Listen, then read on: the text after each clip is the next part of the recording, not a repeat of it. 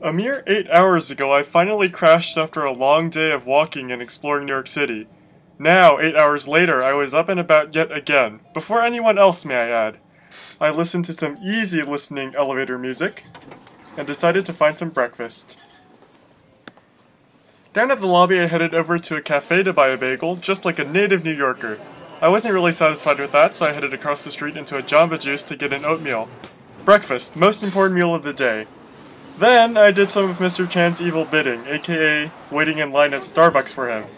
We formed a little group with everyone, headed down to the metro of course, and went to New York City's Chinatown. Rolex anyone? After Mr. Chan did some hardcore bargaining for some iPhone cases, we walked a little more and ended up in this Shanghai dumpling place, where we had a really delicious brunch. Then a stop at the ice cream factory where I got taro and green tea flavored ice creams. Oh, and David got this Linsanity special with blue and orange for the New York Knicks. Oh no, the blue.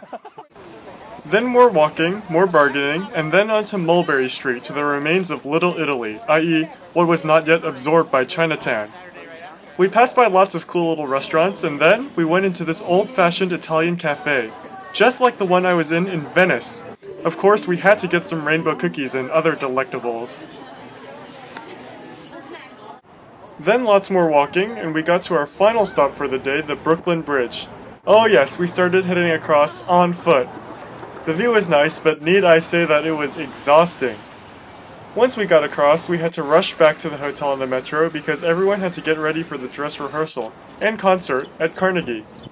Unbelievably, I was so tired that I decided to, and successfully, took a 30-minute nap.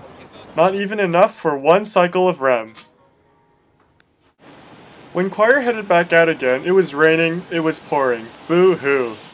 While they had their dress rehearsal, I decided to do some solo exploring down at Times Square with my umbrella. Truly a modern marvel. I quickly stopped by the visitor center and then the huge, pretty, two-story Disney store, of course, where I did lots of browsing and had Disneyland nostalgia.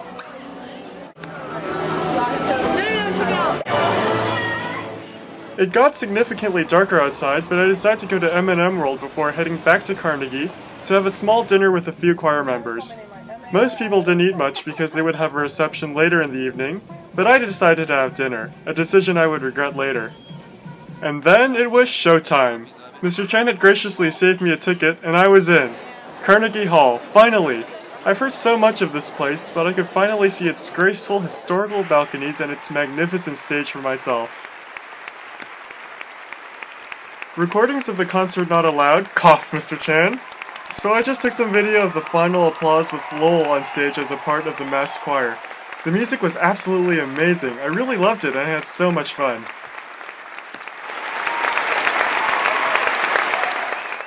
Mr. Chan and I walked back outside and everyone, and I mean everyone, was having a post-performance high.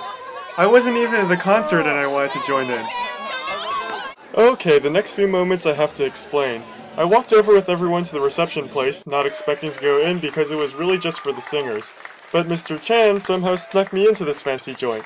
Full buffet, free bar. Oh, and Eric Whitaker dropped in for a visit too. What could be better than a party with free admission? Well, kind of free anyway. Mr. Chan and I didn't get out of there until past midnight, and that was early because we left everyone else behind. We walked through the pouring rain, back to the hotel room where I said goodbye to a fun day at New York City, seeing old friends, and making new ones. Thanks for such great experiences and great memories, choir. Even though I wasn't officially a part of choir on this trip, I still felt the bonds that we had built so long ago, and that we still share now.